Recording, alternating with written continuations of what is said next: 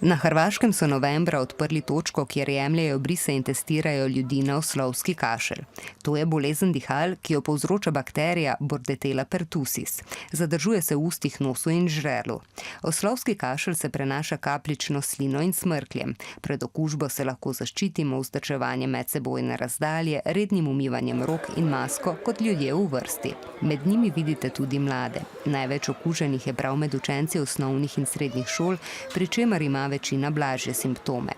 Znaki oslovskega kašlja so sprva podobni navadnemu prehladu. Pojavi se izcedek iz nosu in oči, rahlo povišana telesna temperatura, občasno tudi blag kašelj.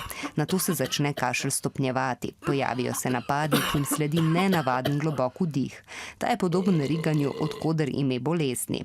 Bolnik lahko pomodri, ker zaradi kašlja ne dobi dovolj kisika. Krčevit kašelj lahko izzove tudi bruhanje. Oslovski kašelj je zelo nevaren predvsem za dojenčke. Pred oslovskim kašljem se lahko zavarujemo s cepljenjem. V Sloveniji se je sistematično cepljenje proti tej bolezni začelo leta 1959. Večina državljanov je prvi odmerek cepiva dobila pri 3 mesecih starosti. Če je cepljenih dovolj ljudi, so pred boleznijo varni tudi tisti, ki s cepljenjem še niso pridobili odpornosti ali se zaradi različnih razlogov ne morejo cepiti.